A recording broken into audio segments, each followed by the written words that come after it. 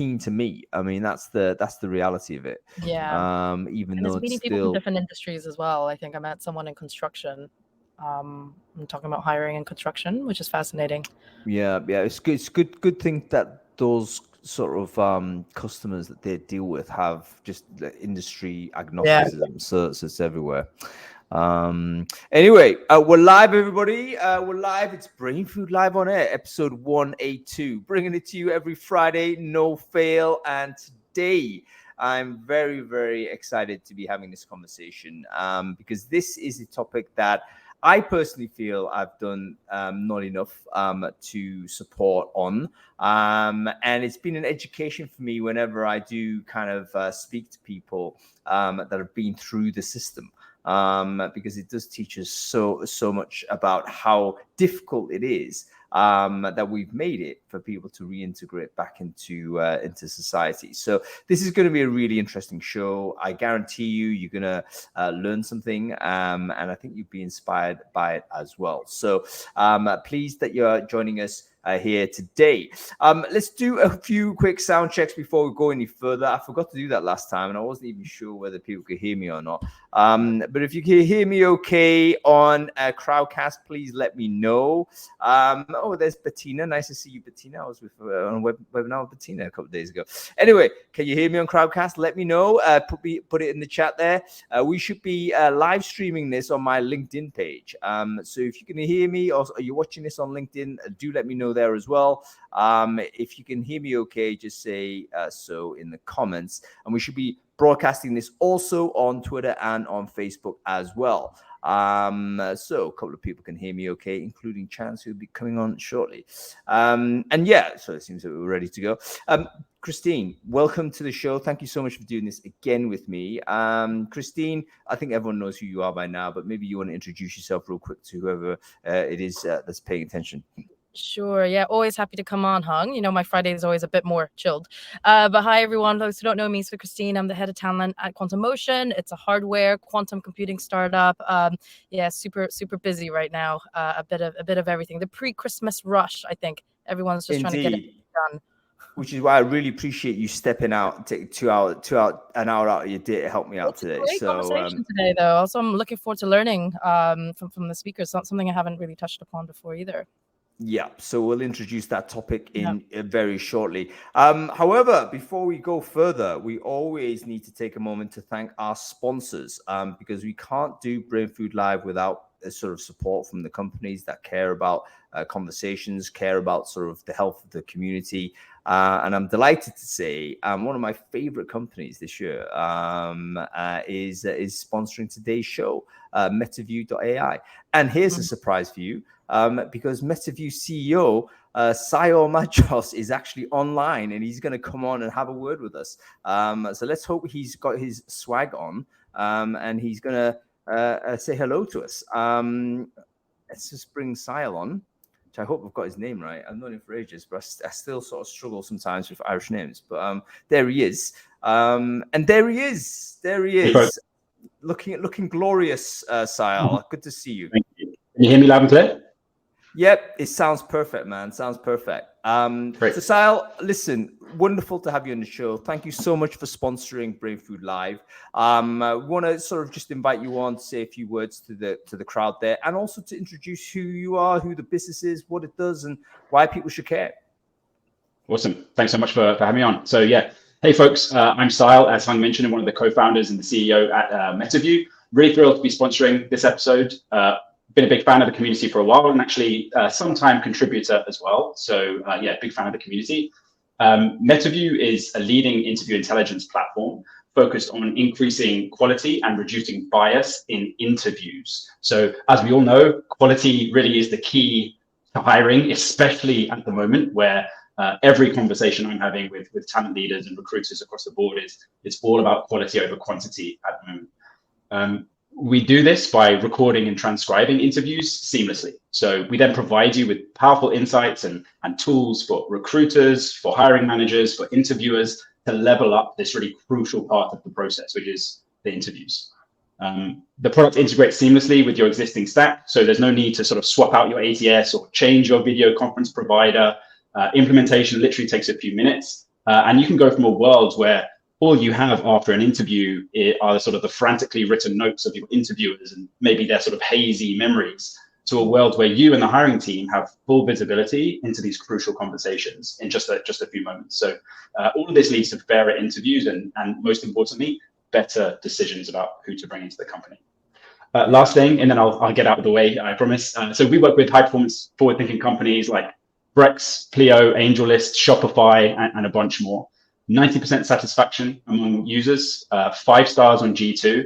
And most excitingly, we've just launched a free tier. So really perfect for those folks who've been thinking about the interview intelligence category and maybe now really want to dip their toe because of that quality of hire. So yeah, head over to metaview.ai to learn more. You can get started right away. Or if you want to have a chat with me or a member of the team, you can email me at sm@metaview.ai. So that's the letter S, the letter M, @metaview.ai.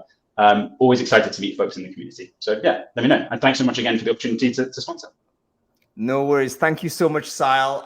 Great to have that overview and fantastic to see a free tier as well. So no excuse, folks. You got a chance just to use this and trial it and check it out. Zoom friendly if you're using Zoom to do interviews, and friendly with any ATS as well. So it's not one of these where you have to swap stuff out and swap stuff in. You can just plug it into what you're already doing.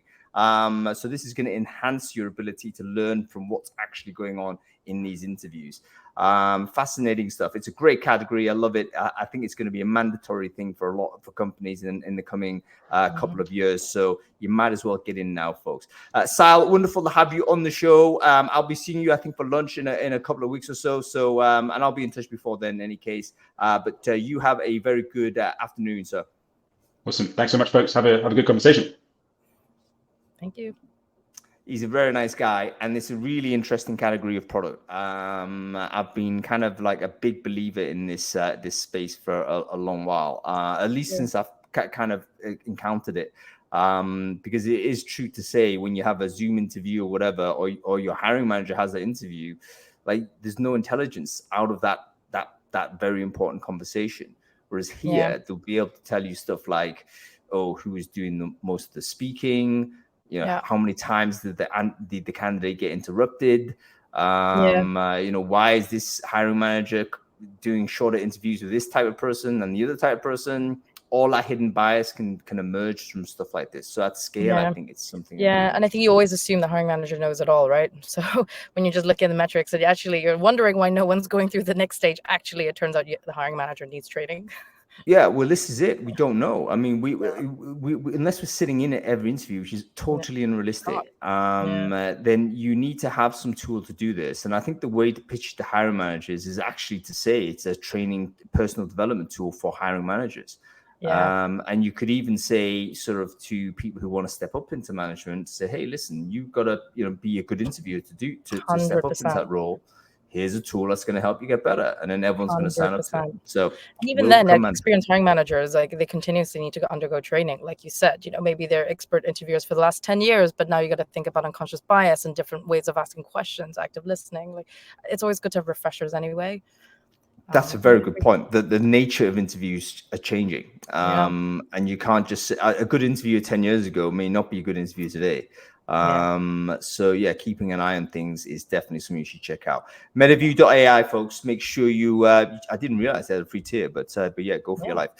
Right, let's get our guests on today. By the way, before we bring James and Chance on, by the way, let's just have a chat, you and I, on this. Hiring the formerly institutionalized was the title of this show. So in other words, people who have been gone through the prison system, who've gone through mental health sectioning or whatever it might be, basically being held in a place, often involuntarily and not their choice, and how they then interact with sort of the wider world when they emerge from that situation. I recall once interviewing a candidate who hid the fact that he had been in jail. There was gaps in CV. We uncovered that, and we had the conversation. Say, okay, this is way back 20 years ago, and I understood why he hid it, because he would have been a flat-out veto on that score. And I remember having a conversation with my boss at the time about this candidate, and actually the boss vetoed him. Just said, look, too high risk, no point. And I thought, okay, fine. How did you find him? Well, I just had a chat with him. So I got him in for an interview. Yeah, decent guy. Yeah. But there was some gaps in the interview that he just left blank, and I spotted those, and I had a chat with him about it. And they said, "Yeah, listen, I think he went in for some white collar crime or something." But yeah, that basically stopped him from getting that job. Not even stopped him from getting the job, stopped him getting further. So it's a disaster. Yeah. Okay, listen. The reason why I've actually got to get the door. Give me a sec. Let me get James and Chance on, and we can carry this on. Bring them on. A quick intro. James, boom, right. Chance, let's do it. Boom, let's do that. I'll be back. Yeah, get your door. So we're bringing on James and Chance, who are both with Bridge of Hope, and both have extensive experience, and we'll be sharing their stories with us. So we're looking forward to it. Welcome, Chance. How are you? Hi guys. Hi. Looking very sunny. Where you are? You in London? I am indeed in London. I'm in sunny Deptford. I love Deptford, one of my favorite parts of town. Great Vietnamese food. And James as well. Hi, James. How are you? Hi, how are you, Christine? Not too bad. And where are you based? Near Cambridge. Oh, you're Cambridge. As well. Obviously, also sunny. Well, really great to have both of you on today. And I think Hung's given me a bit of insight. I believe you met at an event a while back. Was it a great event? Yes. Hung was actually hosting an event. And we actually weren't talking at it. And the keynote speaker fell out with about an hour and a half to go. And they're like, "Can you guys jump up?" And we've done a few keynotes for it was the IHR Live guys. And yeah, sure, no problem. You had something ready at least. It wasn't an ad-libbing type scenario. Yeah, well, we're kind of used to winging it anyway, so. Amazing. Yeah, I mean, sometimes I think the best, most spontaneous talks are the ones that you least like prep for anyway. So, welcome. So, should we get started? I suppose, James, Chance. We'll start with you, James. Like, tell us a little bit more about you and your journey, and I suppose how you got started with Bridge of Hope. Okay, no problem. Yeah, I'll try and keep this relatively short. So, I was born white male and exceptionally privileged, and I had an idyllic childhood, and then age 13. I was sent to the world's most famous boarding school. That one. So I was in the same class and gambling ring as a boy called Cameron, who went on to run the country.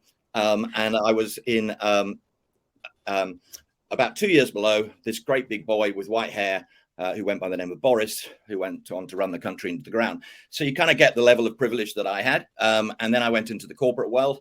And I was in the drinks industry. And this time, 2008, I was running most of the biggest customers in North America for Diageo, the biggest drinks company in the world. I was happily married. I had 3 kids living in a large mansion with a swimming pool. What could possibly go wrong? And well, pretty much everything, really. So I got laid off in the Great Depression. And then anything that really could go wrong did on a cataclysmic basis. And I was an entrepreneur. I got sued. I got swindled, sued again, swindled again. And I was made redundant 4 times, and all in the space of 6 years. So it was all a bit rubbish, and ended up with basically all my savings gone. And I had this day where I had to go and get the food for my family. And I had a family of 5 of us, and all the credit cards had gone. They were maxed out, and the only money I could cobble together was $5.41. And so I had to make this decision. Do I get a loaf of bread and some Nutella, or do I get a box of cereal and some milk? And I'm sure everybody appreciates, we're hardwired to feed your children, and I wasn't able to. And that's when my wiring came undone. And for the next 2 or 3 weeks, I was unable to basically operate effectively. And so I was sectioned. I was sectioned for the foreseeable future. Certainly the most scary sentence I've ever heard in my life. I thought that meant life. And that was just outside New York. And it was pretty hideous. I don't know anybody, if you have been sectioned or not, but it's actually not hugely dissimilar to being in a hospital. But there are 3 kind of fundamental differences. First of all, the front door, you ain't getting out of it. Secondly, there are no curtains. Took me a while to work out why. And thirdly, the windows are pretty thick. And I also found out why when somebody tried to throw themselves out of the 7th floor window in front of me. So I came back from there to the UK. It was decided to come back to recover. And unfortunately, everything completely unraveled. So within a few weeks, my marriage went, my kids went, my home went, my job went, my career went. It all just fell like a stack of cards. And my consolation prize was a diagnosis of bipolar. And so I had to get a job. And I wasn't, my doctor said, you can't get a job that involves any kind of thinking. So I tried to get a manual job or working in a pub or coffee shop, and nobody would give me one. And having been white male and very privileged, I'd never experienced anything called a barrier to employment myself. That happened to other people. And suddenly nobody would touch me with a 12-foot barge pole. So I ended up as a janitor in a frozen food factory at -55 for a year, clawed my way back into the drinks industry. And then I was made redundant for the final time. So that was 2018. And that's when I had an epiphany moment. And it was like, okay, you know, do you want to carry on flogging legal drugs, mate, or do something more meaningful? And I decided I wanted to try and help other people with barriers to employment. And I'll tell you a little bit more about the Bridge of Hope in a moment. Yeah, that's incredible. Yeah, sorry. I guess it was resilience as well all throughout the process. No, thanks for sharing. No problem. Over to you, Chance. Should we give some insight in terms of your background? Yeah, sure. I'm the reason why I'm incredibly passionate about working in this space is because of my background. I was born into a family where my dad didn't think I was his, and as a result of that, I experienced quite a lot of physical abuse. The first being before I was 1 year old, which left me with what I thought were birthmarks until I was 21. And mum told me what really happened. So I didn't feel significant at home. I ran away a few times and finally stayed. And I met some friends and they made me feel significant and loved. But the byproduct of that was they were from the antisocial membership. And it was only going to be a matter of time before I got into trouble. And I did. So by the time I was 16, I ended up in prison. And by the time I was 18, my sister took me to a mental hospital because the depression and the childhood trauma had taken its toll. And so I went on trying to make some changes, not to much success at all. And then fast forward, my sister, who was my rock, she died. She died of cancer. And I didn't want to talk about it because then that would make it real, which is the worst possible thing you could do, because within a year, my life unraveled and I ended up back inside one last time. And I asked myself this question this time. I said, do you like who you are? And the answer was worse than no. I just thought, if this was going to be my life, this was going to be my existence, I didn't see the point in having one. I really didn't. And I just seriously considered ending it all. I considered suicide. And so I was left with these choices to either not live or change. And so I threw everything and the kitchen sink and the neighbor's kitchen sink at change. And I spent 3 years and 10 months in therapy almost every day to unlock some pain and to deal with those childhood traumas, while spending 5 years studying with the Open University to give myself an education my childhood didn't afford to me, and done swathes of personal development programs. Then this beautiful, wonderful day came upon me where I was just filled with ebullience, and the warm, warm tears of joy just came flooding down my face. And it was because for the first time in my entire life, I felt freedom. No more emotional discombobulation, no more anger. I was filled with forgiveness and topped to the brim with self-respect. And I realized two things had happened after all that personal development. One, my childhood experiences were no longer going to define my future. And two, I'd finally become the person I was always meant to be.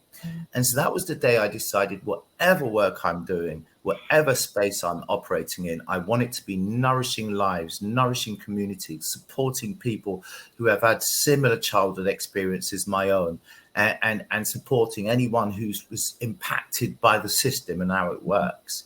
And so I was introduced to James Fellows, the founder of Bridge of Hope, through a couple of charities who was supporting me, who I now support in return through Bridge of Hope in the work that we do.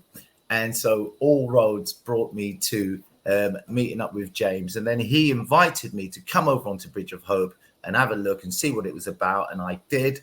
And I thought, this is absolutely fantastic that there's this bridge where candidates who are system impacted could go across towards employers who are looking for them. I thought this was fantastic. So for me, this was like an invitation to heaven, because I was supporting very successfully young men who'd come into contact with the criminal justice system, but now I could support veterans, people with neurodiversities, people with different abilities, women returners, the whole lot. So this was like heaven for me. And so I'm here, and I'm extremely passionate in the work that we do in changing lives through inclusive employment. Amazing. I just want to tell you, I'm like nodding. I'm just so like, I can really feel it. But I think also a good opportunity to say, everyone in the chat's just saying thanks for sharing. Incredible vulnerability from both of you. Also important. It's Movember, mental health, and I think it's also really crucial. Like both of you, as a male, are also sharing some of the biggest challenges that you face. So hopefully that's also a good learning experience for everyone as well. So yeah, firstly, thanks for sharing that. Welcome back as well, by the way. Yeah. Listen, I hate taking a break like that, but I actually bought this present for my nephew, and it's this massive dinosaur basically. And if it wasn't delivered, I'd have to go get it from someplace else. So I had to go grab it. Anyway, you better like it. Right. So firstly, guys, I mean, obviously we know each other, and I always appreciate hearing your journeys, stories. But hearing you say this again just reminded me of a few things I want to get right, because I don't think there's so much I've got to learn. First thing is the terminology. I do wonder whether my use of terminology is not correct, and I want to be educated on that if that's the case. Like, for instance, Chance, you mentioned the term system impacted individuals just now. And I just thought, wow, that's actually a really accurate term to describe individuals that have just collided with the system in some fashion and have been kind of processed by the system. And oftentimes just spat back out with no other support beyond that. So I think so I've been using the term formally institutionalized. I mean, is that a wrong term to use, would you say, in that context? Is that offensive? Is it bad? Or what are your thoughts on my use of that language? Well, I think formally institutionalized is just a precise way of saying something like this, However, the reason for my use of the word system impacted, and I wouldn't take credit for it because it's come from a friend of mine, Susan Leisure Ferraro, from over in America. And the reasoning behind it is quite simple. Marginalized tends to give it this tone as if it's the person's fault, whereas in fact they're impacted by a system. And so they are system impacted. It's not their fault. And so we should think about our terminology in linguistics. Does it allot a certain amount of blame onto someone else, undeservedly? And so hence why I use the word, as opposed to, prior convictions, which is fine. I will always say returning citizens from prison, because it's how you actually view someone, how you think about someone. This is a citizen returning back from prison. And if you've heard, my life, my background, going to prison was inevitable. All the barriers I faced anyway as a young man, opportunities just weren't there for me. Growing up, there weren't any great mentors in my community. It was a very poor area and stuff like this. So all the system and the lack of opportunity the system caused, we were all up against it. And sometimes the choice for many is to either, commit crime or be a vagrant or find yourself, like in my position, needing to feel loved, needed to feel connectivity with people. But the only option there in front of you on your doorstep is the antisocial membership. You find yourself immersed in that, knowing full well this is not really what you want to be, but feel as though that's all you've got in terms of a source for love and care. And, just dipping back into that, we from the pro-social membership, we're really terrible at recruiting from the antisocial membership. But the antisocial membership, they're incredible at recruiting from the pro-social membership. Why we have county lines and young men being taken off up the countryside to sell drugs and this type of thing, but we do not go back and get our soldiers back. We leave them there. So what happens is that membership will grow and grow and grow, and we will complain about it more and more and more. What we need to do is go back and get back our young men, bring them back from that antisocial membership in the same way that I managed to get across, and actually give them a pathway. And I sit young men down in a group when I'm mentoring them, and I ask them the question, what's your dream job? Not one of them said drug dealer. We know that's not what they want to do. We've heard shoe designers, actors, people wanting to be electricians and all jeweler. One guy wanted to be. They don't want to do this. This is just the only doors that are open for them to express their entrepreneurial spirit. And so we need to open the doors of the pro-social world and invite them in. And believe me when I tell you, their values will shift, their network will change, and opportunities will grow in their life, and therefore change their life and inspire their children. Chance, you just said something, and you've used a couple of concepts there, which I think I understand, but I want to reiterate them in case my understanding isn't precise. So when you're referring to antisocial membership, you're talking about, let's say, criminal gangs, people who are operating outside of the rules of the law. That's kind of a description of that group. Pro-social would be people who are working within society, within the system of rules, and within the system of law. Very interesting point you mentioned was that one was better at recruiting from the other than the other way around.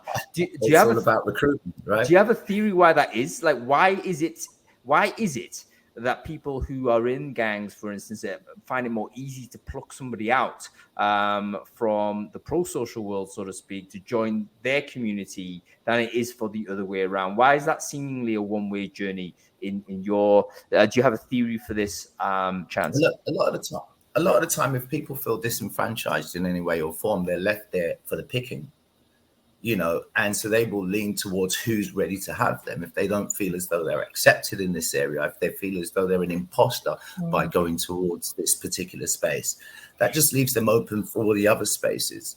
And so that's what it's about. It's about actually finding, in the same way that we find untapped talent on Bridge of Hope, it's about actually providing a space for these people to say, actually, do you know what? I am wanted here. I am needed. I will be valued, and so forth. And what the gangs are picking up on is people lacking in a sense of significance, like I did, lacking in value, and also feeling lost and rejected from actually trying to get jobs, doing their CVs, doing all this stuff, and being knocked back so many times they give up. And that's one of the reasons why we actually really got behind the old idea of our sourcing license on Bridge of Hope, where we can go into a database, for instance.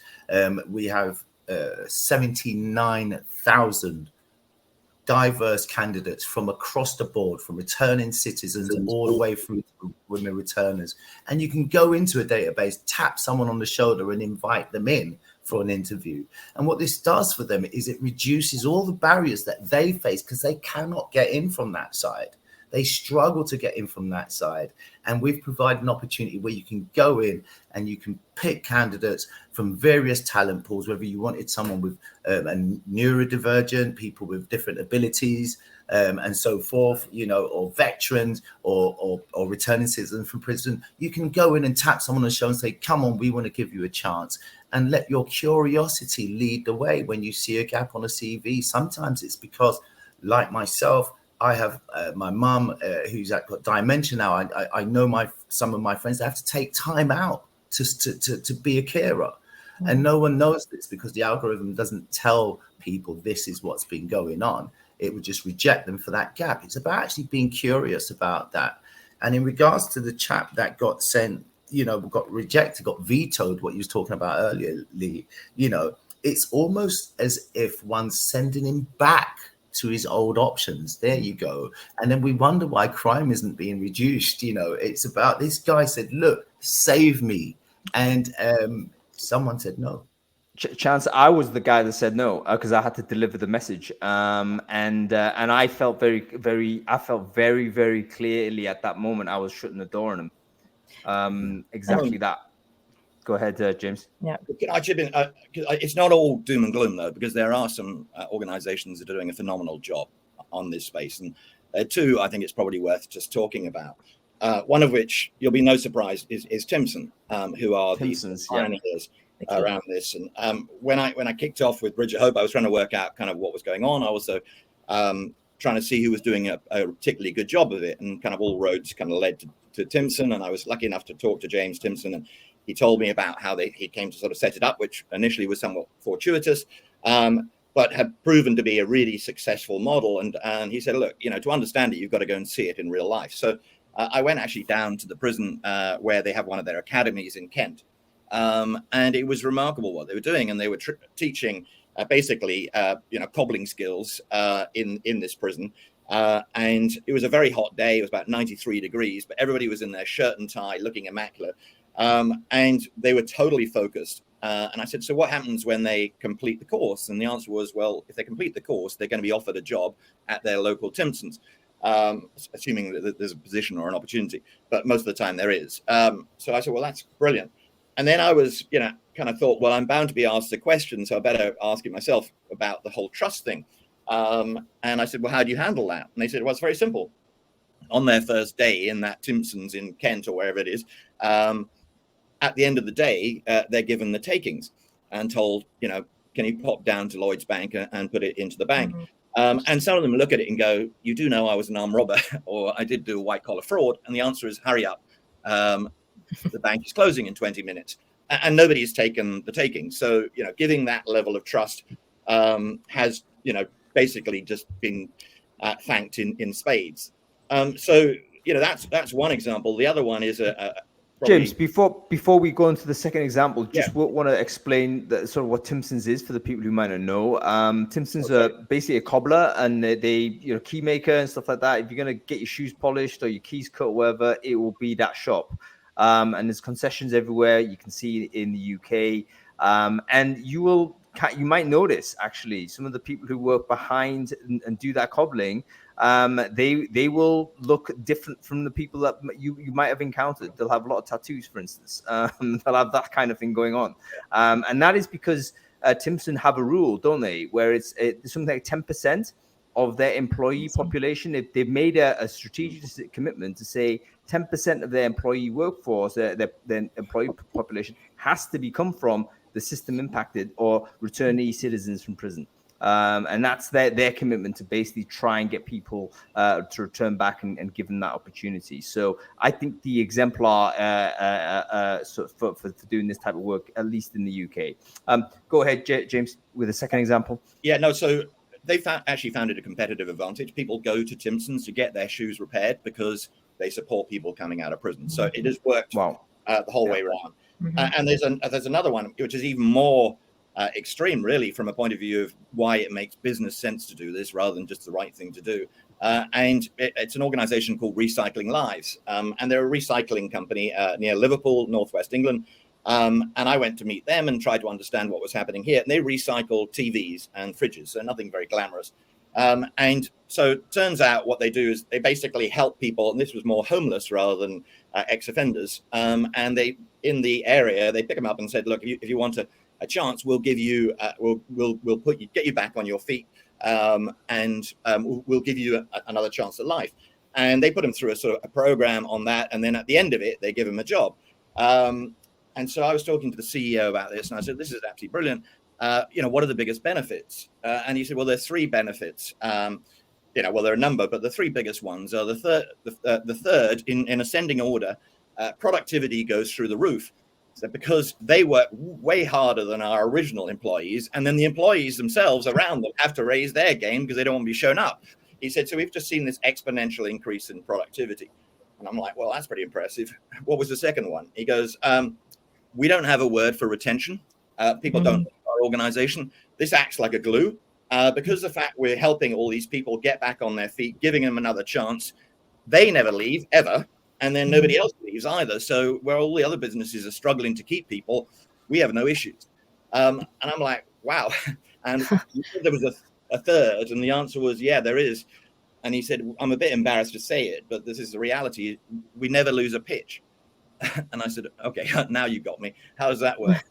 And he said, well, it's simple. The pitch is for recycling. If you're going to do Birmingham recycling or whatever, it'll be sealed bids, and the other people will say, it's going to be X pounds for 1,000 tons, and somebody will say we'll do 95%, somebody will do 92%, and they would just say, hey, you do 1,000 tons, we'll put one homeless person into work. You do 5,000 tons, we'll put 10 homeless people into work, and we win every time, and we're more expensive. So this is, for me, is like, wow. not only is this a really smart thing to do and the right thing to do, you're changing lives and changing the lives of the families, but actually it's a phenomenally smart thing to do from a business point of view. And it's not just ex-offenders, not just homeless. We support, as Chance mentioned, neurodiverse. We do mums returning to work. We do first in family graduates. Anybody who's got a barrier to employment, we try and help get into work, is the model. Would you two say that the mood in the corporate world has changed with regards to people that have had these prior barriers to entry? Like I remember back in my example that I quoted, which I'm ashamed to be part of, but that example where we said we vetoed that chap, I think that was coming from an era when it was very much, we're not going to deal with that person. It was unspoken. Anybody with who'd done time, that wasn't happening. We're not going to hire him. Too much trouble. Move on.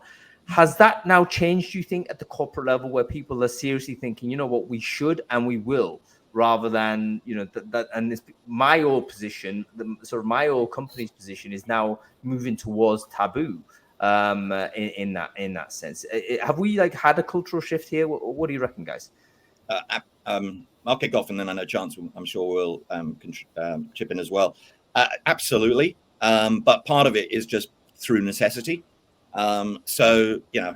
Obviously everybody on this call is more than aware of the massive staffing crisis there is, particularly in the UK, and I'm sure we know it pretty well around the world as well. So there is a massive staffing shortage, and people can't afford not to start saying we've got to look beyond the obvious talent pool. So whether you like it or not, you need to expand your talent pool. And so there's that bit, and then there's no question the other big driver was Black Lives Matter. And the shift towards, really pushing down the diversity route. Since then, there's all the research has proven actually it's a no-brainer to be more diverse, and the productivity goes up and all the other factors we know. And so organizations are committing around D&I, and they're making it a high strategic imperative, and then they don't actually know how to do it or struggling to do it. So we're then basically just trying to connect the dots on that front. So you've kind of got these two areas, and the other element as well, a big driver, particularly in some industries like construction, or if you're dealing with government work, is around social value. And now when you're doing tenders, and we talked about tenders with Recycling Lives, there might be 10 or 20% is around social value. Well, you need to be able to actually demonstrate you're going to do it, and you also need an activation mechanism. So we find the three of those are really making this happen. So whether they like it or not, talent acquisition leaders, D&I people are going this way. But we're pushing an open door, frankly. Everybody wants to do this. Everybody knows it's the right thing to do. They're just struggling to know how to do it. That's Can I ask them? Sorry, can I ask what kind of industries do you see, or do you mainly kind of partner up with, or do you see predominantly, or I guess evangelists of hiring from the specific talent pool? Like, who do you? For us, it's been across the board. We have 35 blue chip clients after just over a year, and they're everything from financial services, retail, banking, construction. So there hasn't been one particular sector. It's been pretty well across the board. Huge push around diverse tech talent, and that is everybody's looking for tech talent and ideally want it diverse. The big push around neurodiverse tech talent. There's a kind of another one, you were talking before, Hung, about shift. People get this whole neurodiversity no longer being stigma and a problem, more of an opportunity. Why are you not actively hiring from the autistic talent pool, particularly now you can work from home? So we're seeing it across the board, and it's getting stronger. I mean, the last 8 weeks have been our strongest 8 weeks since we started. So it hasn't seen any slowdown because of, the recent economic piece. Chance, did you want to add anything on that? Yeah, I mean, one of our fantastic and great tech partners, I remember him giving me a call saying, really excited, saying, I hired 2 returning citizens from prison about 6 months ago, and he said it was the best thing he's ever done. He said that they are doing so well, and he just wanted to tell me thank you for opening his mind to that. and they're incredible. And so, it does go back to that thing where actually a lot of these young men out there that have got into trouble, this is not the life they want. It's the barriers they face that are preventing them from going down other avenues a lot of the time. So it's actually changing lives, and it's and I will always say to recruiters, to stop recruiting and start changing lives. If you do that, the interview questions will change, your attitude to recruiting will change, and your heart will lead you towards the untapped talent, those hidden diamonds in the rough. And what we're doing, we're going into the jewelry shop and we're buying those ready-made diamonds, ready cut, with the ring on them, and some of them are cubic stones, i.e., they've just written a fantastic CV, but not the real deal. When you've got these diamonds in the rough, just there, a little bit harder to mine because you can't see where they are, but when you find them, they only need a slight polish and they'll sparkle just like any other diamond. And we know it's pressure that makes the diamond and makes it so special. And we know that is pressure that makes our system impacted candidates so resilient.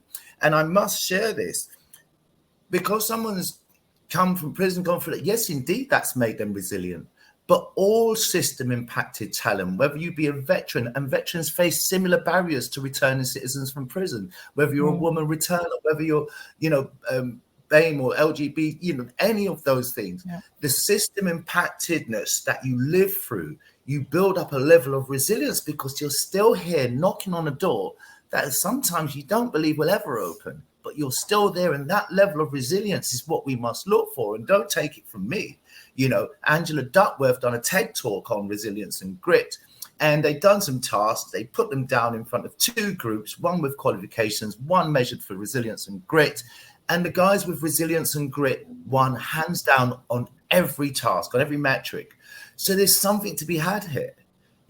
And so it's definitely worth actually looking into this and not just keeping it in your mind that, people with prior convictions and this, but your veterans too, your women returners too. Everyone's built up a level of resilience, and it's that resilience you want in the workplace, because a few things comes out of it. When it gets really, really pressurizing for the whole company, these are guys that will stand firm. And will encourage the rest of the staff to stand firm, and the other thing is the loyalty. When it's difficult to get yourself into a job and it's really hard, when you do get one, you're not leaving. You will not leave. You're loyal to that person. You don't want to go back into that dark place where it's tough to get back in. So you're loyal. So retention is fantastic. Productivity is hard because you've naturally built that up by trying harder at life than many. And so it's your natural thing to just be trying harder. So that's why productivity goes up, because we've replaced our motivation with determination. And that's pretty much it. Love it. Yeah, I think not having attrition is a good thing. I think James mentioned this earlier, not knowing the vocabulary attrition. That's like music to my ears. I've never heard that before. Well, listen, folks, for people listening to this need to pay attention because, before the economic sort of recessionary talk and what have you, one of the biggest conversation we're having in 2022 was this idea of, look, we have a competition for talent and retention is going to be a crisis. That is the case. So if you're thinking that you're going to fix your retention issues by recruiting people, they are going to also be looking to move on themselves in 12 months or so. Have a think about different population groups that simply have a different attitude towards what you might offer, and they may actually stay a lot longer. Folks, I've seen some people share your link, sort of some LinkedIns into the chat stream, and I want us to now do that because we always do this in every show. I think I might have missed it last week, so apologies, but I want everyone basically to emerge from a Brainfood Live with essentially a more robust bunch of connections than they did walking into it. So why don't you take a moment and just stick your LinkedIn URL into the chat stream there in Crowdcast, and then just connect with everyone else who has also done the same. If you're watching this on Facebook, LinkedIn, Twitter, wherever it is, stick your LinkedIn URL in whatever chat or comment section that there is there, and do likewise. Make sure you then connect with those people, because if you do want to learn about this topic, And by the way, Chance and James are people that are very, very open, very, very welcoming. They will accept your request. They will speak to you about this. So go ahead and get some expert input and advice from these two gents and the other people that they may be able to put you in touch with. Could I just chip in, if I may, on that? Of course, James, go ahead. So one of the challenges that happens, we know this, we've seen this over and over again, is we do a lot of talks like this, keynotes, et cetera, and people are very, very kind about what we say, and they're like, okay, I love it, I want to do it, this is great. And then they go back into their organization and they walk back straight into it like a boss that you had, and they're like, yeah, no, it ain't gonna happen, or that's too difficult, or problems, etc. And then it's sort of demotivating because you're really keen to do this and it doesn't happen. And so what we offer, and this is for the UK at the moment, but hopefully we're going to be international. But if you're in the UK and you think this is interesting, and you'd really like to approach doing this, we're very happy to do a free webinar for you and your management team or your TA team, whoever, because we know it's really difficult to try and persuade some organizations that this makes sense. But also, if we can get in for 45 minutes in front of your management team, the question is not, should we do this? The question is, how quickly can we do this? And what do we do to make sure this is a big success? And what else do we need to put in place to make sure when we bring people in, it's going to work? So please, you're going to have both of our LinkedIn there. And if that is of interest, it's an open invitation. It's no cost. And we'd love to come and talk. Our big passion is, and we're a social enterprise, is how do we move the needle here? How do we make inclusive recruitment the normal? And, we actually share our profits with the charities who feed the talent to us. So hopefully everybody wins as a result. I have a question. Sorry, Hung, do you want to go first? I just want to say that's a fantastic offer, folks. I mean, obviously, if you spent any time listening to James and Chance today, you will know that they are high impact speakers. So if this is a topic that you kind of need some help to push internally in your business, just get these two on. They'll give you half an hour, 1 hour worth of chat, and I guarantee you that needle is going to move. Go ahead, Christine. Yeah, so obviously as an in-house talent person, we'll be intrigued to know, it doesn't have to be the whole thing, but more about process. So, earlier you talked about working with technology companies and teams, and, I've been into the whole D&I space for a long time, and genuinely this is the first time. D&I for us has always been on female, neurodiversity, age, and whatnot. This is genuinely the first time I've a whole new area for me. So when you think about technical tests, right, we always say, remove the CV from the process, just look at the tech test. So I guess in a way that eliminates a lot of that gaps in the CV questions, the types that you were talking about earlier. But if you had to give a very high level type process advice, right, if we wanted to engage with talent from your talent pools, like what is the ideal process, and is it lightweight, therefore you're removing the bias from the hiring manager's perspective? Like, how do you typically run an interview process? So, Chance, do you want to? Yeah, I'll be happy to answer that. I think one of the things that we actually first of all must get our minds around, in order for us to shift the needle on social mobility, we must work in coalition. So we ask that as many of you as possible join us, and we can shift that needle on social mobility together. One of the ways that we can do this, we will have like I said, unlimited hiring and unlimited job ads. And one of the things that we look at and do is how attractive is the job ad.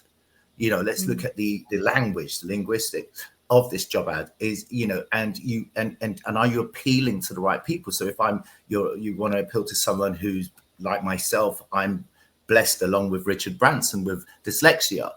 How do you appeal to someone like me? Someone who's, I've got a disability and all sorts of boxes ticked. How do you appeal to me? And I'm more interested in the culture of an organization. So I'd like that to talk to me in a job ad. I want to go to a good home. So I'm interested in that and the company's purpose. The jargon and all the rest of the things for someone with dyslexia can scare them off. So you've got to, we help you to sort of look at these things, and we discuss this type of thing, and the reason why we have unlimited hiring and unlimited job posts at no sort of extra cost is simply because we want to get as much people into jobs as possible. We want to shift that needle on social mobility. So we're not putting any extra barriers in place to prevent that from happening. Yeah. The sourcing license, like I mentioned, allows you to go into the database and have a look around the sort of 50,000 odd or 70 or whatever and tap some people on the shoulder. But we have some technology as well, as we partner with Adway. And now this is absolutely fantastic because we can find you niche, diverse candidates. We can find you any sort of type of candidate you want to actually boost your ED&I. And we just help to solve a massive problem for the post office. And I'll hand over to James for him to give you the number of applications that went through after they used what we call the boost of hope.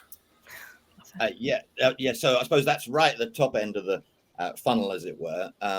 We were already working with about 130 charities and social enterprises, but we thought we needed to go and source the talent rather than just have it referred to us. So, Adway are fantastic at looking at passive talent, which is typically people who are not looking for a job, which when you're talking about our groups is even more extreme. It's like 95%. I mean, if you're autistic, you have a 15% chance of having a job. So you're not on job boards, you're not looking. Or if you've been in prison, you have a 14% chance of having a job within a year. So we go and find those candidates, maybe on ex-offender chat rooms. It might be on autistic communities, veteran community, whatever it might be. Just interrupt real quick, James. I think that's a really important point for the people who are recruiters kind of listening in on this, is that the people who are have gone through a system impacted, they're actually far less likely to appear in the places that we habitually search. Recruiters, it's LinkedIn, like hyper focused there, or it's on a job board someplace. Guess what? The people who are in these situations have written those places off as even viable. There's no point in going there. That's the position. So if you're looking to try and expand the talent pool from people who've gone through the system, you need to do something differently. And using social advertising, going on to social networks, for instance, which is what Adway do, that kind of thing is something that we need to explore if you want to get the top of them. And of course, interacting with bridge type businesses or organizations, shall I say, like Bridge of Hope. Okay, James, go ahead. Sorry to interrupt. I just wanted to make that point. I couldn't agree with you more. And so we did our first boost of hope last week with Royal Mail, and they wanted to get after 55 plus women returners. And so the whole program was designed around that. It was on Facebook and Instagram, etc. And within a week, it was 5,500 women returners went for this, which blew our mind. I mean, not all of them were women returners, but the kind of the look and the feel of the programming and everything that's what was most attracted to it. So we'd say, open your mind, exactly as you say, about the sourcing. And then we'd also say, look, once you've sourced them, you're going to have a really good long look at your actual program and process, because it's probably designed by a bunch of compliance people and the lawyers with a design designed to keep the bastards out, excuse my French, rather than let them in. So, have a look at your algorithm. Does it spit people out who've got an 18-month gap in their CV? Well, if it does, should it do that?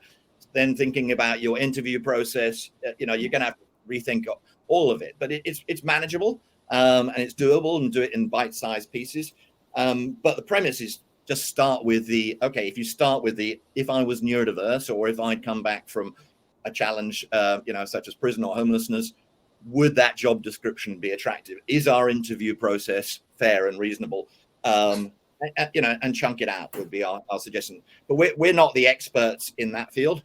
We're just trying to connect the dots between inclusive employers and untapped talent pools. Got it. Yeah, I don't think anybody is an expert per se in this, because there's different populations, different job families as well, which require different ways to assess and what have you. I think I saw someone mention in the chat earlier about open hiring, this idea that you take the Timpson's view. It's like you guarantee the job. And it's like, okay, you got the job, but you got to show up. If you don't show up, great. I assume you don't want the job. So you have you preempt the job offer. You say, right, it's yours if you want it. So going to an open hiring approach may be a solution. I remember Body Shop trying to do that earlier. Was it in 2022? Quite famously here. So that approach, I think, can be effective if you want to make a serious dent in this space. But I'd be interested in anybody watching this or listening to this, whether you have got any experience or thoughts as to how you would design the assessment flow for people who have been system impacted. Is it exactly the same process, or do you moderate the process, or do you need to completely redesign it? Maybe even get rid of process like the open hiring in order to make this happen, because we can also understand that someone who has been through, let's say, the using your wonderful sort of terminology, Chance, gone through, if you like, the antisocial culture, they will have to change their behavior in many respects to succeed through a traditional assessment process. So that assessment process will need redesigning if you want to, really give people a fair shot. So I'd be interested to know whether anybody's actually done this. I don't think it has. I think it's very, very new. Yes, Michael, I think you're right. Body shop. I think for certain roles, not for every role, but I think for a lot of them, it is open hiring, which is, here's the job, turn up, you got it.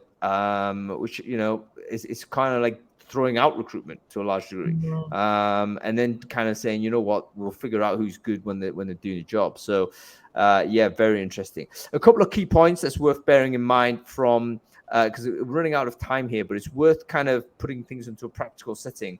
What are the few things that recruiters can do to open the aperture a little bit more for people who are system impacted? Is there any basic stuff that they could do to kind of move their organization to a position where they're more likely to hire someone who's coming from, that pathway? I think the first thing that you need to do is invite us in. You've got a story of two guys, one from the bottom 1%, one from the top 1%, coming together to actually make something happen from a real point of empathy, and so, like James is right, it's not easy for you to go back to your team and say, look, I've heard this thing and it's fantastic. Just invite us in. Let us talk to your whole team, and we will have that discussion, because it's important to win the hearts and the minds for this movement to have a clear path forward. And so any of you that want to go back, you go back with us, and that will be your first move. Because we'll tell our stories, and we'll speak to the people, and we'll talk about various things that really matter, like your unconscious biases. We all have them. I have them. But we mustn't feel guilty for them, because they come from our childhood experiences, our learning history, TV, media, and TV and media around that time when you refused that guy was really strong about, people in prison and all this type of thing, but I can tell you that, we just need to reveal ourselves on it. And I'll give you a quick story, an anecdote. I was with a friend, and we were walking. There was about 7 African guys talking all at the same time, very loud. It's the culture. And he said, how could they understand each other? It's just loud and noise. And I said, is that what you see? I said, because I see something quite genius. I said, now, if you see the exact same thing in the stock market, in the trading pits, what would you say then? Because they're doing the exact same thing, talking all at the same time. They're even throwing up gang signs, some of them, but everyone understands the communication, it's a real quality. And do we miss a quality with those unconscious biases? Are we missing more and more qualities in people because of those? And so it's about actually reviewing ourselves, not feeling guilty about it, but reviewing ourselves and saying, actually, there might be something here. Look for the diamond in the rough. Once again, in those situations, we can help with that. So we'll come and we'll talk to your teams, and we'll have discussions, and we'll provide really great options. If you're looking for women returners, we'll look for those. If you're looking for returning citizens from prison, we'll find those. We have them. The reason why we've had a flood of nearly 80,000 candidates come to Bridge of Hope at this point is because, yes, indeed, they have given up on your LinkedIn and your monsters and all this stuff, because they've had so much knockbacks there.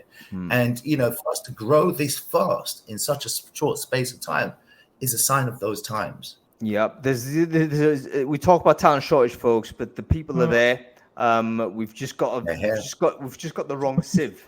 we have a filter. You know what I mean? It's like you're fishing in the river, and we've got the wrong net. That's basically We're not what's looking in the right happening. places, really. Yeah, Not it's fishing in the exactly right what ponds. and we're not paying attention. So we have to just examine sort of the tools that we have and the locations that we're standing in order to solve some of these problems. So folks, listen, I think there's too much more to say. You just got to make sure you connect with James and Chance. Bridge of Hope, that organization, why don't you share the link into the chat stream there, James, so that people can grab hold of that. And just get in touch. I think it's super important. I don't think this is a charity issue, by the way, per se. I think this is simply there is a valid business reason to hire the talent that you need, and we need to explore all avenues. All avenues. You can't just say, here's the template and here's the people we're looking to hire.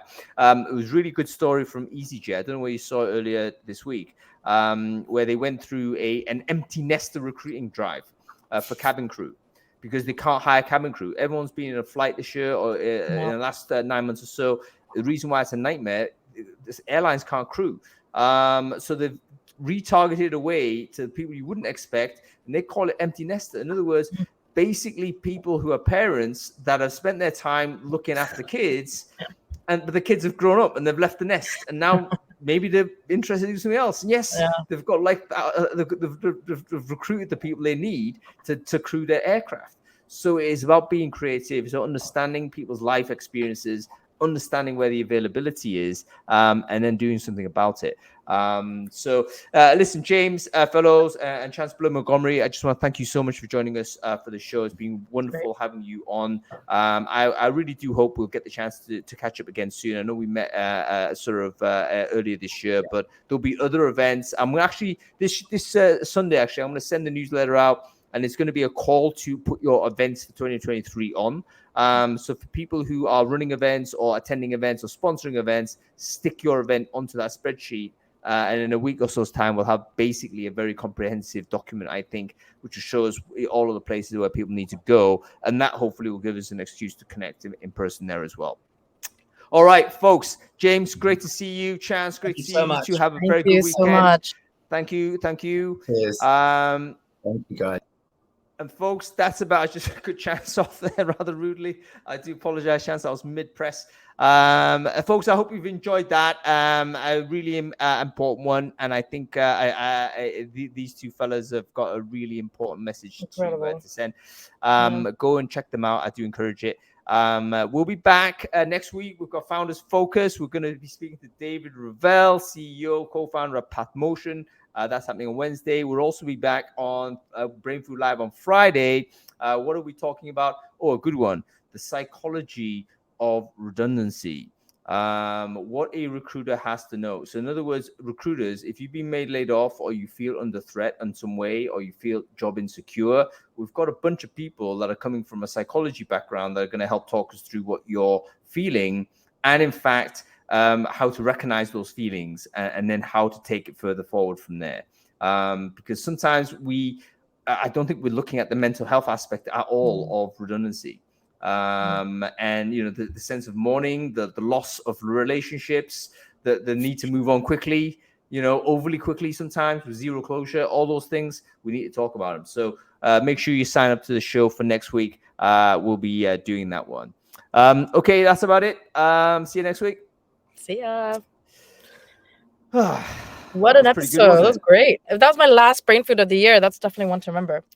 Yeah, it was really good. Well, it is your last one, isn't it? I think it is. Yeah, I've only got localized, I think, in 2 weeks, and then that's it. I'm wrapped up. Yeah, and then you're away till when exactly? You're coming back next year? Jan the 2nd. So yeah, Philly, and then it's Chinese New Year next year. So we're gonna get like Chinese food with Michael. Yeah, Blakely. We're missing that. Actually, yeah, Blakely, man. We need to. Yeah. He owes some Chongqing hot pot or something. So no, man, Khaki and King's Cross. Let's just get it in the dark. Let's get it for Chinese New Year early Jan. Let's get like the Chinese enthusiasts. Yeah, Michael, you're responsible for that, mate. Send us an invite. If you can hear us there. All right. I'll see you. Have a good weekend, okay? Yeah, you too. Good luck with the England-USA game. Yeah. I don't care either way. I'm not English or American. Yeah, However, I will look forward to it. And enjoy the World Cup, everybody. All So we'll catch you later. Have a nice weekend, everybody. Take care. Bye.